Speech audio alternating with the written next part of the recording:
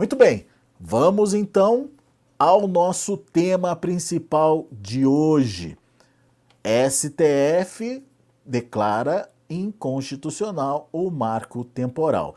Agora, vocês não imaginam a reação lá em Brasília em cima dessa decisão.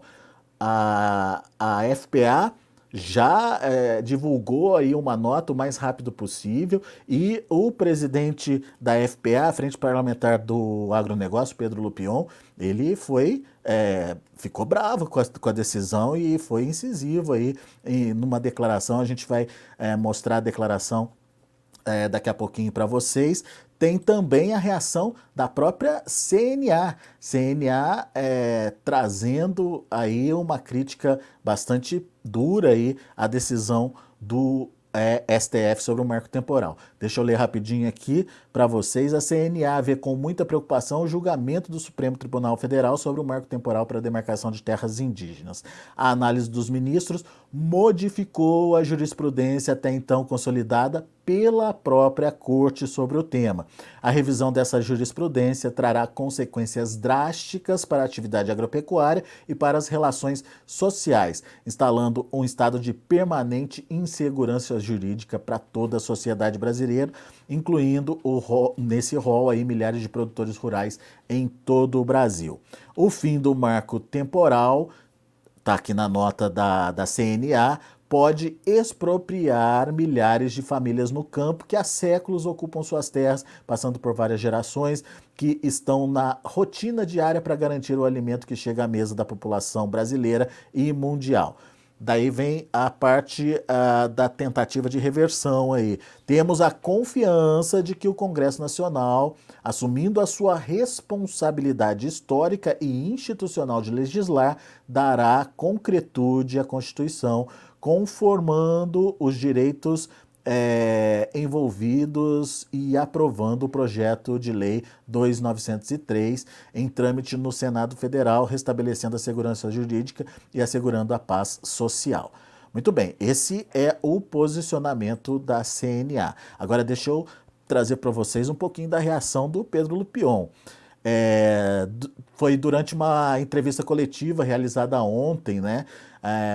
A Frente Parlamentar da Agricultura se posicionou. O deputado Pedro Lupion manifestou preocupação quanto às recentes decisões do Supremo Tribunal Federal, especialmente essa que envolve o marco temporal.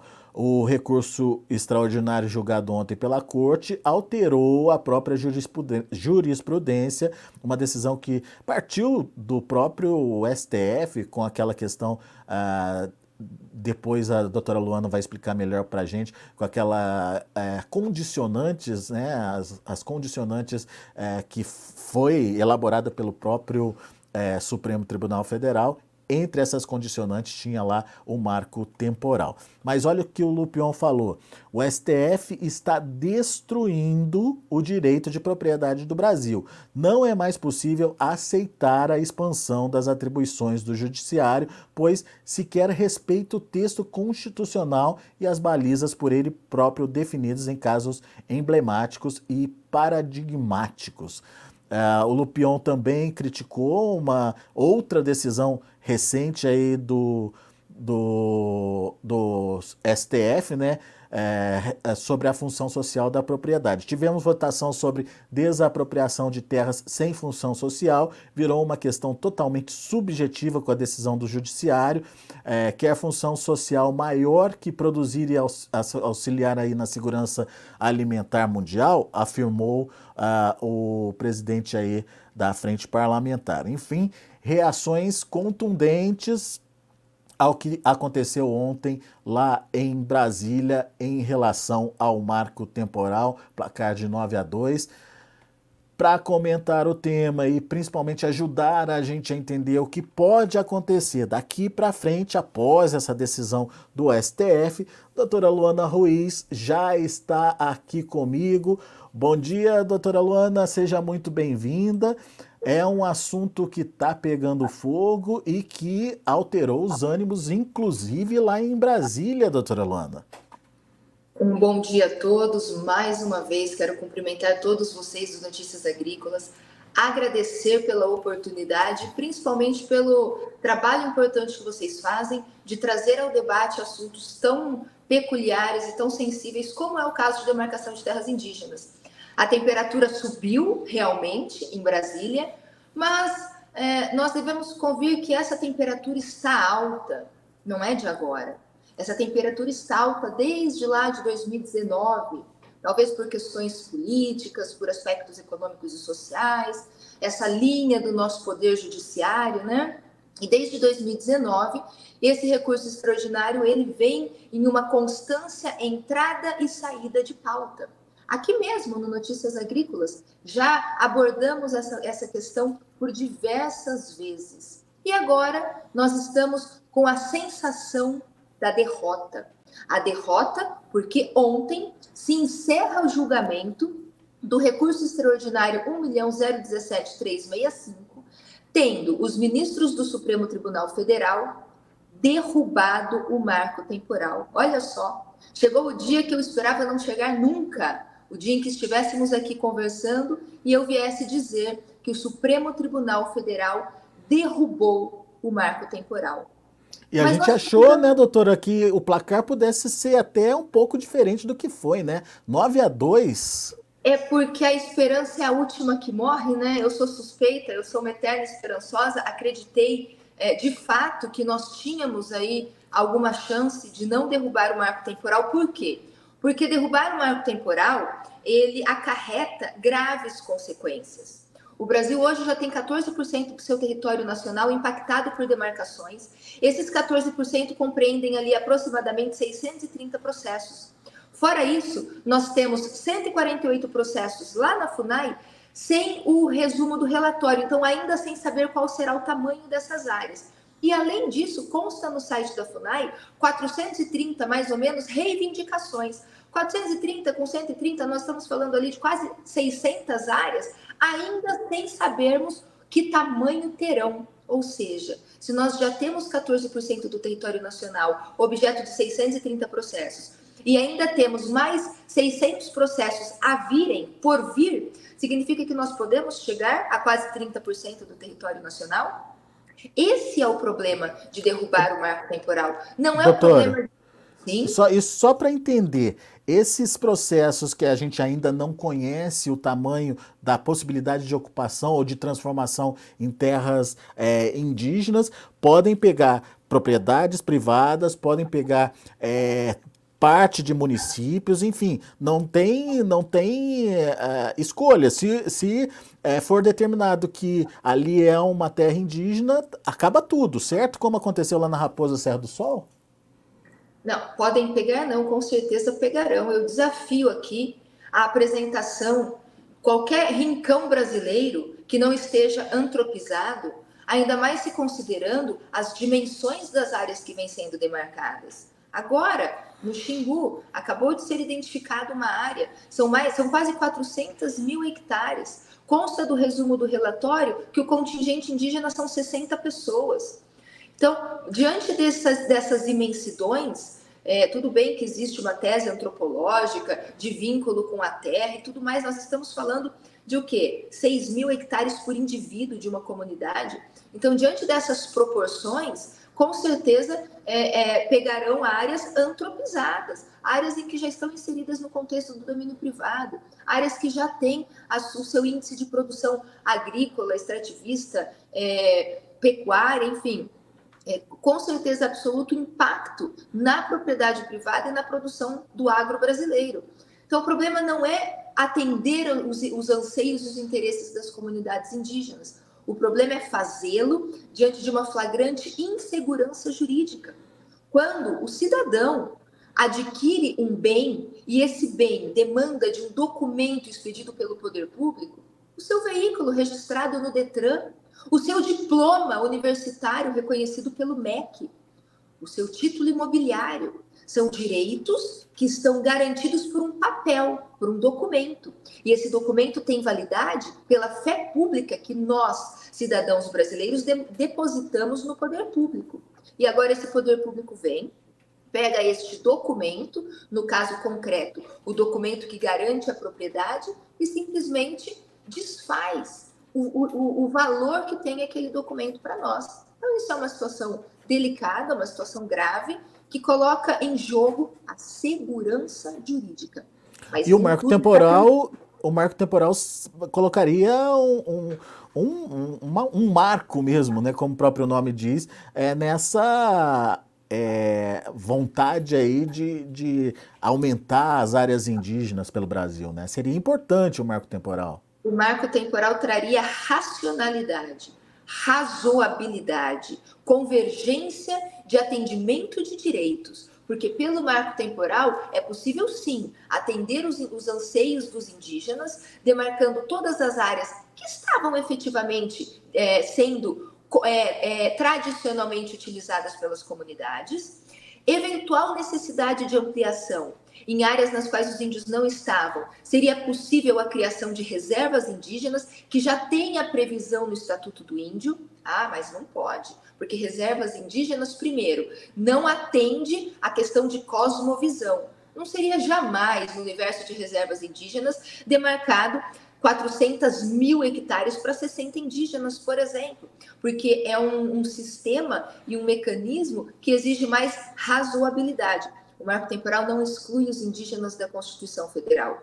O marco temporal apenas abarcariam ambos os polos, particulares, proprietários de terras e comunidades indígenas. Nem muito ao céu, nem muito à terra. Mas não é isso que o nosso Supremo entendeu. O Supremo, em termos de demarcação, quanto mais, melhor. Mas nós temos que ser responsáveis aqui. O que aconteceu ontem no Supremo Tribunal Federal? Foi encerrado o julgamento do recurso extraordinário 1.017.365. Sim, um recurso que tratava de reintegração de posse lá em Santa Catarina, caso concreto em jogo. Mas aí caiu o marco temporal, mas ainda não foi fixada a tese. Quem acompanhou, no último segundo do julgamento, a presidente do Supremo, a ministra Rosa Weber, vem e fala: bom, então estamos encerrando aqui o julgamento do recurso extraordinário lá daquele caso concreto em Santa Catarina. E na próxima semana, retomaremos aí sim para definir a tese. Qual tese? A tese que vai fixar os parâmetros de interpretação do artigo 231. E surgiu uma coisa ontem que a mim causou surpresa. Sempre trabalhamos o indigenato, certo? Como aquela tese de João Mendes Júnior, lá de 1912, que remonta ao Alvará Régio de 1680, que dizia: os índios são os donos naturais e primeiros habitantes destas terras, e por isso qualquer centímetro quadrado poderia ser demarcado como terra indígena, porque os indígenas aqui já estavam quando do início do processo de colonização. Isso seria o indigenato. Ou seja, a base do indigenato é a posse imemorial. E ontem e hoje, os ministros disseram o seguinte: nós estamos aqui afastando a posse imemorial. Nós estamos recepcionando a tese do indigenato como norte interpretativo da Constituição e afastando a posse imemorial. Isso me causou surpresa, porque até ontem eu tinha uma convicção de que posse imemorial é a base técnica do indigenato. E eles, então, apartaram conceitos que seriam sinônimos. Então, eu aguardo o julgamento da próxima semana, para aí sim nós esmiuçarmos, vamos ver onde os ministros querem chegar. E mais... Seria uma luz no fim do túnel aí, doutora? Será? Eu acredito que sim, porque tem também a figura da indenização. Como virá essa indenização? Nós temos 4 ministros que foram os que mais apresentaram tese esmiuçada, porque olha só, votou o Fachin, o Alexandre de Moraes, o Zanin e o Barroso, nessa ordem, lá nas primeiras pautas. E na data de antes de ontem e ontem votou Fux, Toffoli, Carmen Gilmar e Rosa Weber. Fux não entrou no mérito, Fux voltou lá na questão possessória, que é uma reintegração de posse, e analisou o caso concreto, defendeu o indigenato, mas não adentrou na apresentação da tese propriamente dita, que é aquilo que vai valer para todos os processos.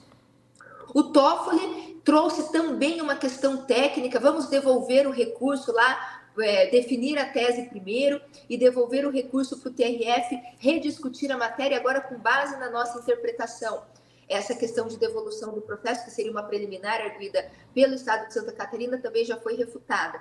A Carmen Lúcia, ela foi clara, ela disse: acompanho o relator e na questão de teses indenizatórias, deixo para trabalhar caso avancemos na discussão da tese. Ou seja, ela vai trazer o que ela acha, o que ela não acha, se essa indenização vai ser prévia, a posteriori, em dinheiro, em título, lá no momento da discussão da tese. O Gilmar acompanhou o Alexandre de Moraes. Olha que estranho. O Gilmar sempre defendeu, né, o marco temporal, trouxe todo um argumento fantástico, nos deu uma aula ali, mas acompanhou o Alexandre de Moraes, que defendeu o indigenato. E, por fim, tal qual a Carmen Lúcia, a Rosa Weber também proferiu o voto no recurso extraordinário e deixou ali para aprofundar o seu entendimento de tese, que é aquilo que vai ser o nosso norte para todos os processos, aí na continuidade do julgamento na próxima semana. O que eu acredito que possa acontecer? Não tem jeito. Tese é do indigenato. O que eu quero entender agora é como que os ministros vão desenhar essa tese do indigenato. Porque todos eles, a unanimidade, com exceção do ministro Fachin, não, o ministro Fachin também, o ministro Fachin relativiza um pouco a questão do laudo antropológico, mas também todos eles colocaram o laudo antropológico como um elemento essencial. Então, creio eu que talvez eles vão dizer o seguinte: olha, todo o Brasil pode ser demarcado. Qualquer centímetro quadrado brasileiro poderá ser demarcado para as comunidades indígenas, independente deles estarem lá em 88 ou não. E aí nós teremos um poder exacerbado aos laudos antropológicos que vão dizer se existe ou não tradicionalidade da posse. Lá atrás, eu não sei se vocês se recordam, mas lá atrás, quando nós conversamos sobre as expectativas de julgamento, eu cheguei a comentar: creio eu que teremos um desfecho muito semelhante à Raposa Serra do Sol. O Supremo dá com uma mão o marco temporal e tira com a outra a tese do ex-bulho renitente. Talvez eles vão nos apresentar uma solução muito mais favorável para as comunidades indígenas. Todos eles foram muito pontuais nessa questão, mas talvez nós podemos aí ter um resquício de expectativa de que vão trazer alguma luz, alguma razoabilidade. Porque o marco temporal, a grosso modo, da forma como colocado no voto do ministro Edson Fachin, que apresentou o relatório, é um voto que passa um trator de esteira no Brasil inteiro. Continuo na expectativa de que alguns recortes virão para que a gente consiga garantir a paz social. Creio que todos nós, produtores rurais, e tenho certeza que os indígenas também, a única coisa que nós queremos é clareza na previsão e na normativa em relação aos nossos direitos, segurança jurídica, para que lá na ponta tenhamos paz social, paz no campo. O que nós precisamos acabar de uma vez por todas, são essas possibilidades interpretativas tão múltiplas que lá na ponta desencadeia em invasões e acaba com a nossa paz no campo diante dos conflitos fundiários. Essa é a maior preocupação, creio eu, que de ambos os lados.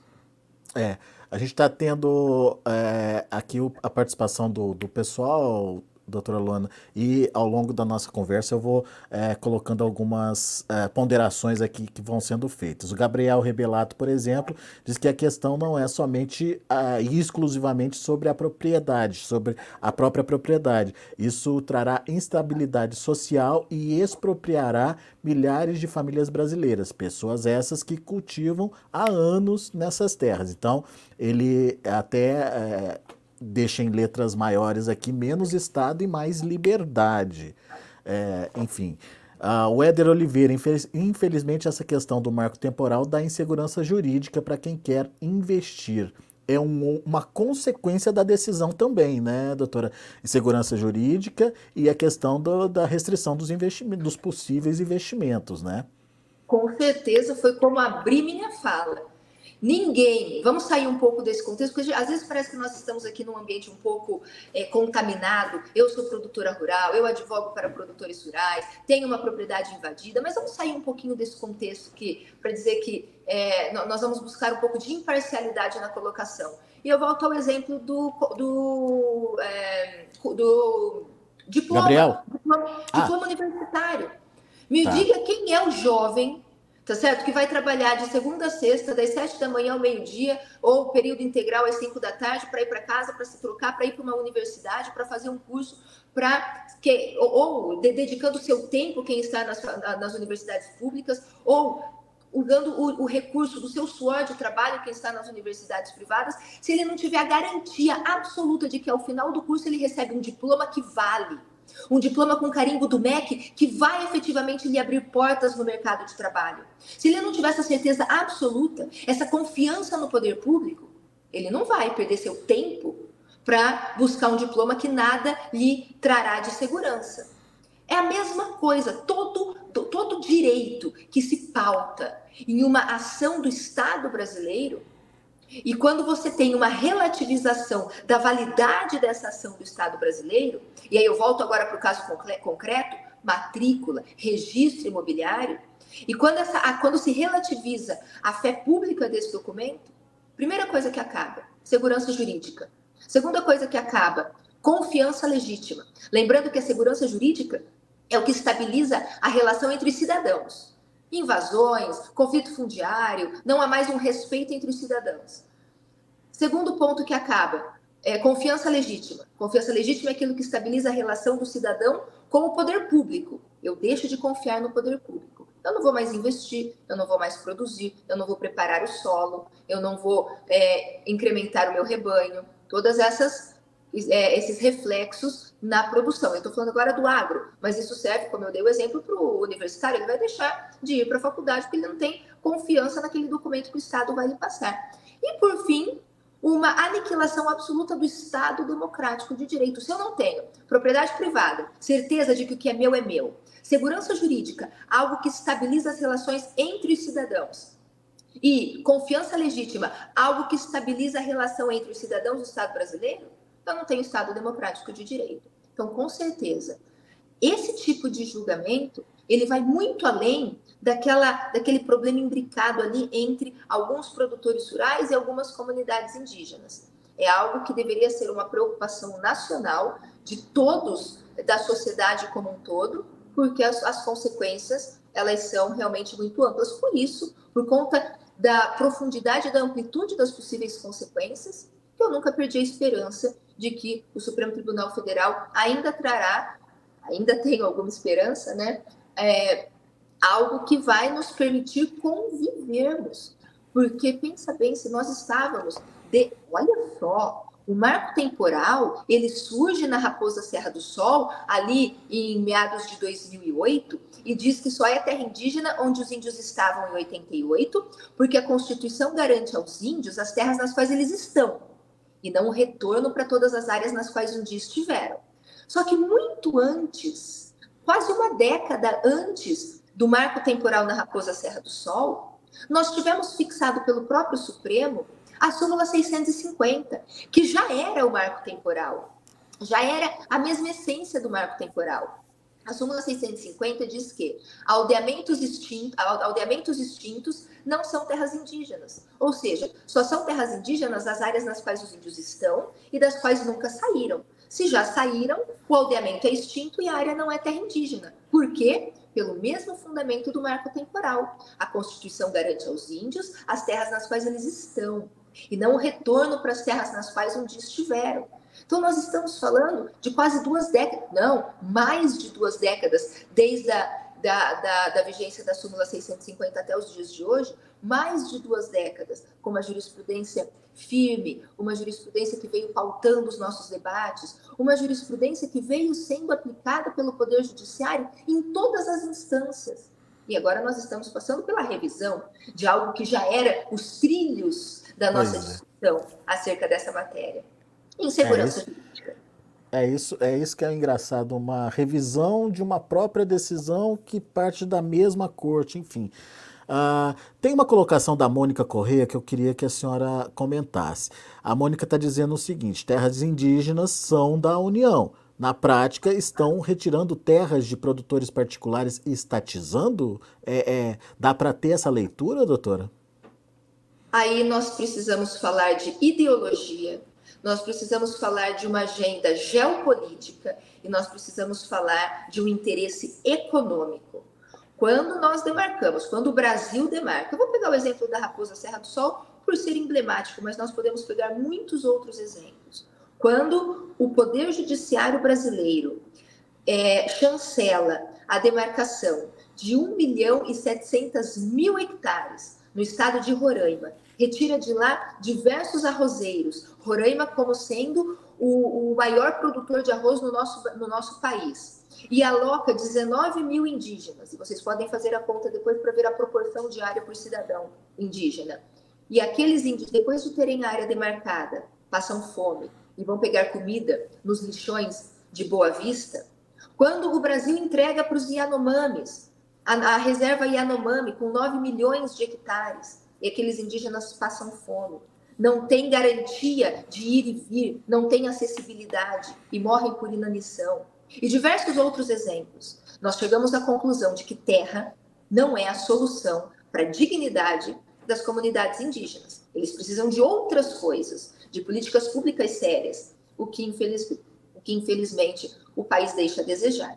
Se demarcar terra não resolve o problema e o Brasil segue demarcando terra à torta e à direita, é porque são outros os interesses e não necessariamente a preservação cultural e a dignidade humana, mesmo porque nós precisamos observar.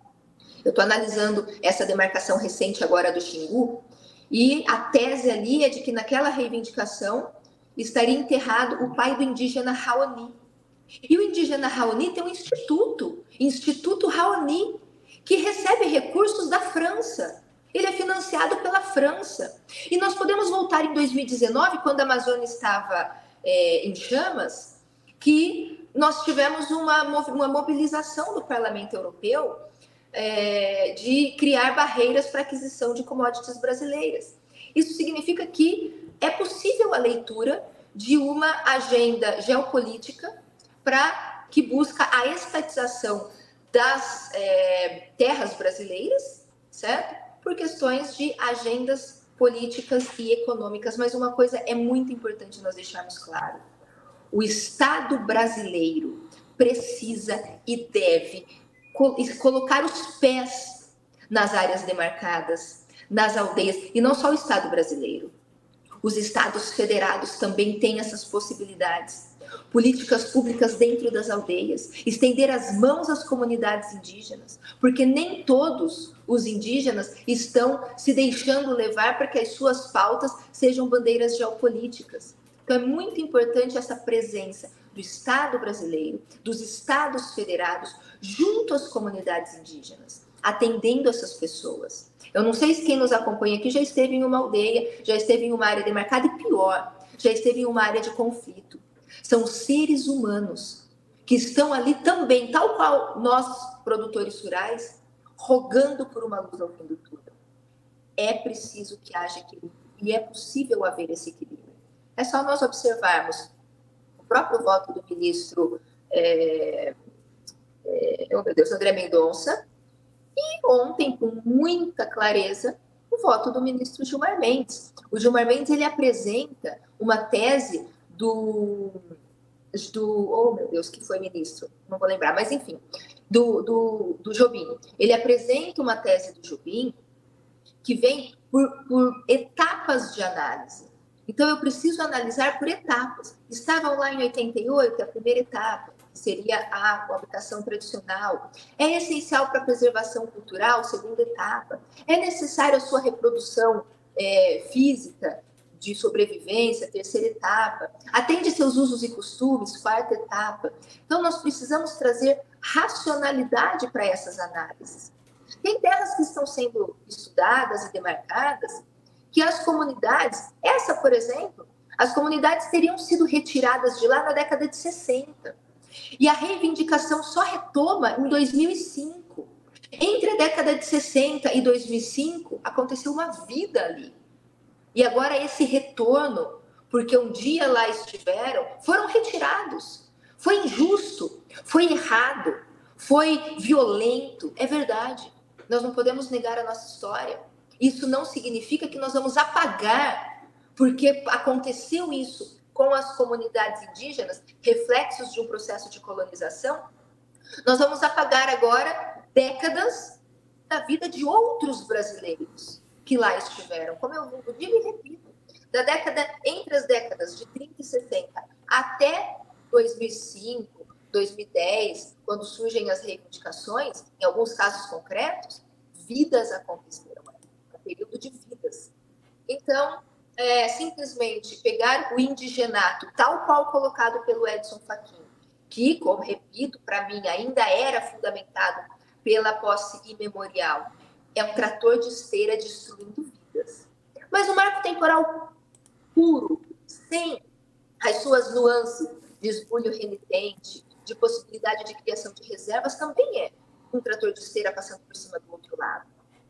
Então, o desafio do Supremo Tribunal Federal, e é por isso que lá estão, é encontrar esse meio termo. E se não o fizerem, nós temos aí as nossas expectativas no Senado Federal. A única coisa que queremos, e eu falo como produtora rural, paz social, segurança jurídica dentro de uma realidade, de um critério de razoabilidade. Nem mutação, nem muita terra. E eu esperava também que viesse essa racionalidade das comunidades indígenas. Qual é o critério? Porque caça, pesca, existe ainda essas atividades culturais efetivamente vivas no seio daquela comunidade para justificar uma demarcação de quase 400 mil hectares para 60 indivíduos? Podemos pegar o exemplo de Caiabi, mais de 400 mil hectares, porque foram identificados 8 indígenas isolados. Então, essas anomalias precisavam ser também dialogadas com a própria comunidade. Exige-se razoabilidade do produtor rural.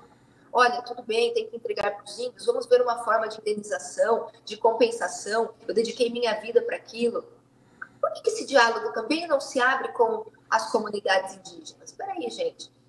400 mil, quase 400 mil hectares para 60 cidadãos indígenas. Será que a gente não consegue uma razoabilidade? Mas a gente caça, a gente pesca. Não. Os antepassados caçavam e pescavam.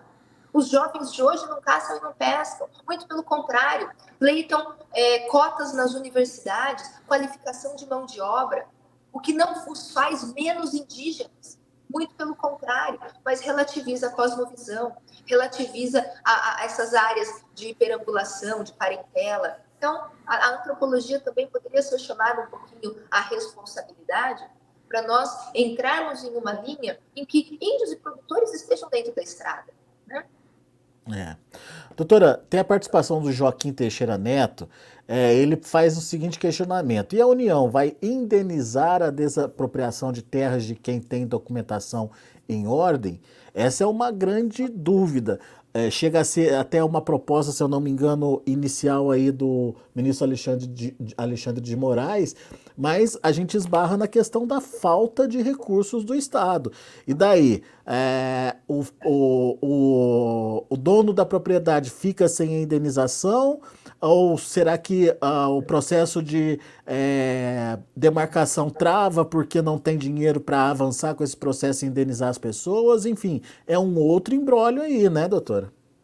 Olha, considerando os votos dos ministros, nós tivemos os 4 primeiros votos a favor do indigenato, que foi o Edson Fachin, o relator, depois o Alexandre de Moraes, Zanin e Barroso. Os 3, Alexandre de Moraes, Zanin e Barroso, trouxeram a figura da indenização.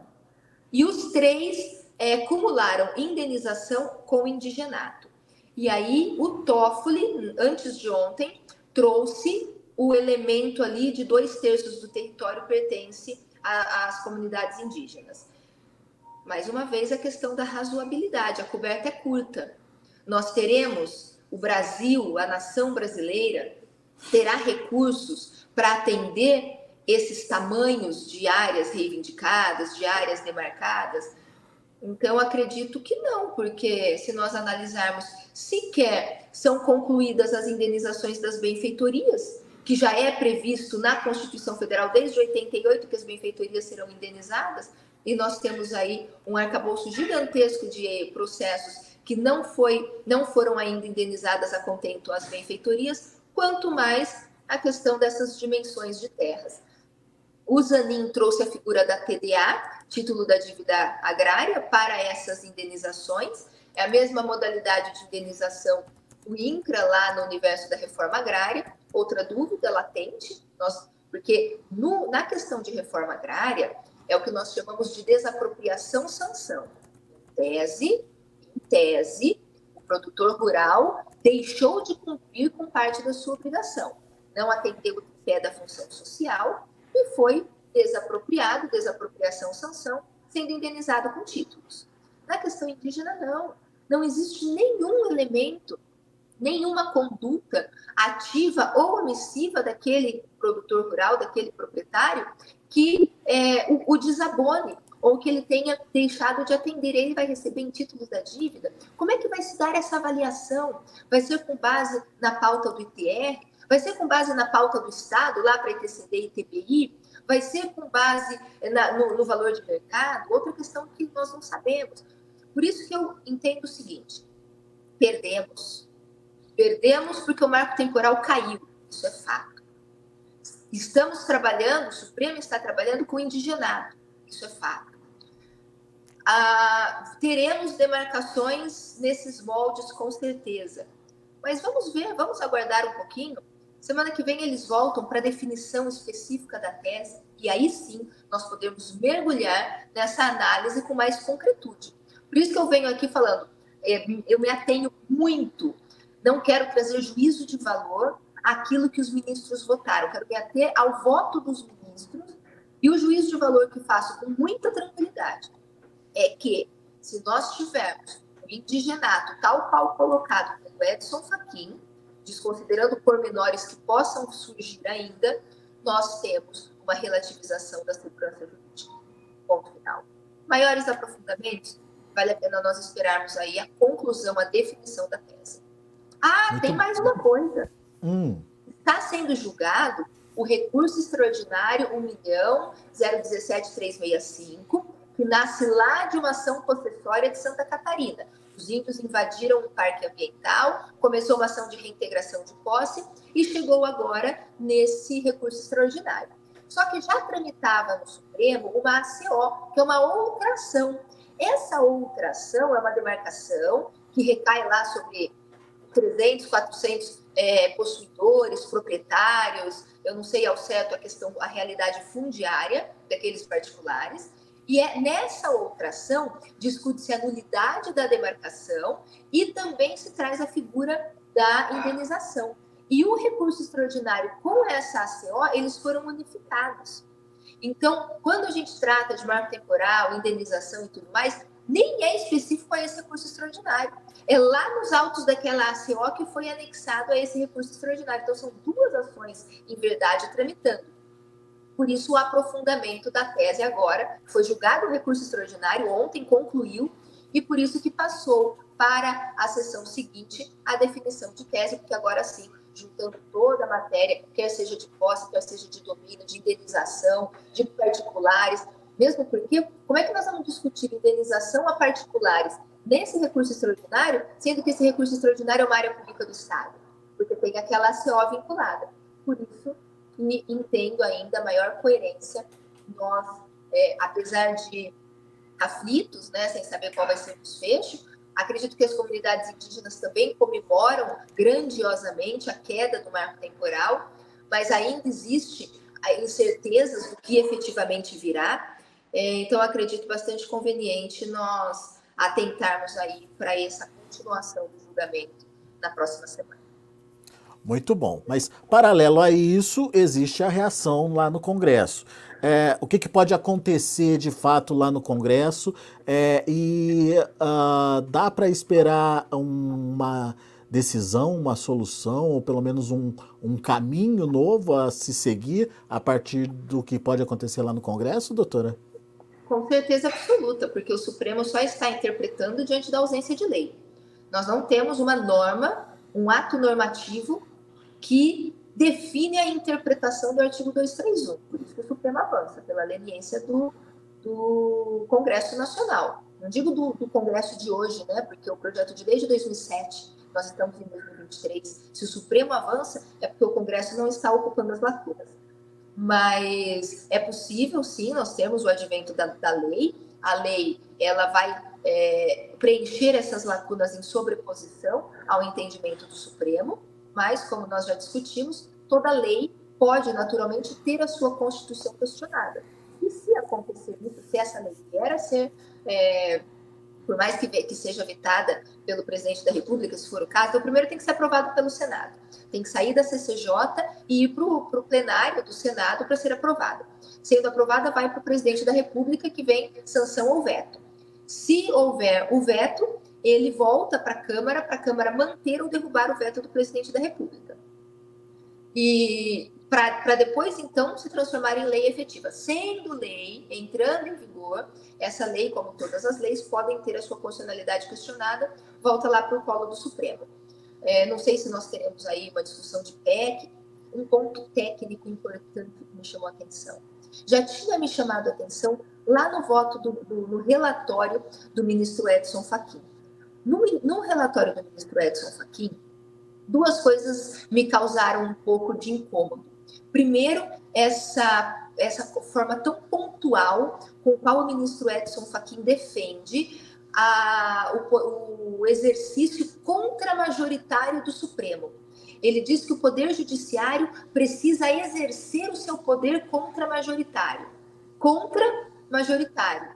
Contra maioria. Se é contra maioria, é a favor da minoria. Onde fica a imparcialidade, a ausência de axiologia e de ideologias nas decisões? Então, esse é um ponto que me chama um pouco a atenção. Porque quando o Poder Judiciário fala em ação contramajoritária, ele está implicando ali o princípio da vedação do retrocesso, muito discutido lá em 2012, quando discutíamos o Código Florestal, né, o princípio da vedação do retrocesso. Então, se nós temos o indigenato que dá tudo aos índios, nós não podemos voltar, ter um retrocesso na garantia desses direitos. Mas isso só tem fundamento se esse direito, e aí entra o segundo ponto que me chamou a atenção, se esse direito for um direito fundamental. E o Fachin insiste com muita ênfase em inserir a demarcação de terras indígenas enquanto direito fundamental. E se for direito fundamental, aplica-se a vedação ao retrocesso com base na função contramajoritária. E se assim sendo, neste contexto todo, nós vamos lá para o artigo 60 da Constituição, as cláusulas pétreas. E aí, os direitos fundamentais são cláusulas pétreas que não podem ser alterados por PEC e não podem ser impactados pelo retrocesso. Ou seja, se fixar que o direito territorial indígena é um direito fundamental, ele não pode ser alterado por PEC, então nem mesmo uma PEC poderia futuramente vir a trazer as amarras para evitar que haja a possibilidade de questionamento de constitucionalidade. Estou pensando algo. Quer dizer, o Supremo, o Congresso ele pode reverter a situação, aprovar esse projeto que está lá em tramitação. No entanto, esse projeto pode ser questionado. Teoricamente, uma outra solução seria uma PEC, uma mudança na Constituição. Mas daí a senhora está me dizendo que o Fachin defende, na arguição dele, o conceito de, enfim, de garantia individual, direito fundamental aí como cláusula pétrea. E isso não pode ser mudado na Constituição. Doutora, que imbróglio é esse? Então a gente vai estar sujeito aí a uma determinação de inconstitucionalidade aí para sempre, será? Não necessariamente. O Gilmar Mendes ontem, no voto dele, ele falou, esse tema... Vira e mexe, esse tema volta aqui, né, para os debates no Supremo Tribunal Federal. Foi discutido na década de 60, foi discutido na década de 70 e 80, voltou para nós aqui nos anos 2000 com a Raposa Serra do Sol, e estamos mais uma vez com essa pauta e depois de tantas décadas ainda não conseguimos definir para estagnarmos aí essa questão. Então, independente do resultado, eu não sei qual vai ser o resultado, eu queria que o produtor rural não começasse o seu dia hoje, depois do julgamento de ontem, jogando tapete. Não é o fim. E acredito que teremos muitos debates ainda pela frente. E acredito que teremos pormenores aí que vão acomodar a situação. Espero, de verdade, que haja um fatiamento das situações. Tudo bem, a região de Dourados, eu falo aqui do Mato Grosso do Sul, tem a região de Dourados, que existe uma superpopulação, a densidade demográfica altíssima, extrema, violência, suicídio, é uma realidade. Mas existem realidades como agora no Xingu, quase 400 mil hectares, segundo o resumo do relatório circunstanciado, indicado ali 60 pessoas. Então, a minha expectativa é de que haja também esse fatiamento para que a gente encontre soluções de acordo com realidades concretas de cada estado, de cada etnia. E outra, quando foi julgado Raposa Serra do Sol, lá em 2008, que nós tivemos marco temporal esbulho renitente, nós saímos dali felizes e tristes ao mesmo tempo, porque o marco temporal traz a segurança jurídica, mas o esbulho renitente permite demarcar qualquer centímetro quadrado do Brasil, e no decorrer do tempo, essas teses foram ganhando contornos. Por exemplo, Teori Zavascki recortou a figura do esbulho renitente e falou, não, peraí, não basta que os índios tenham sido expulsos lá no passado, é preciso que eles tenham sido expulsos no passado, mas que persista um conflito possessório em 88.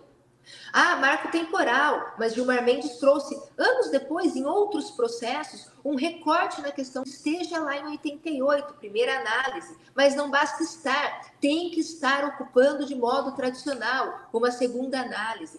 Então, a conclusão efetiva que nós vamos chegar, que eu não sei qual será, amanhã não, na próxima semana, com certeza sofrerá ainda alguns recortes no decorrer dos anos, conforme os ministros forem enfrentando casos concretos, né? É bom? Não é. É o melhor dos mundos? Não é. Mas poderia ser muito pior. Então, eu acredito que eu ainda tenho algumas esperanças, expectativas, que nós, brasileiros produtores rurais, não seremos jogados ao mar. Doutora Luana, agradeço muito a disponibilidade de estar aqui com a gente, sua disponibilidade de estar aqui com a gente, mais uma vez ajudar a gente a entender esse tema e mais uma vez trazer essa tranquilidade aí pra gente. O mundo não acabou, né, doutora Luana? Vamos esperar mais uma semana aí por essa tese final do STF e a partir dessa tese daí sim buscar soluções ou tentar buscar fórmulas que possam minimizar um possível impacto dessa derrubada do marco temporal. É sempre bom te ouvir, doutora. Volte sempre, viu?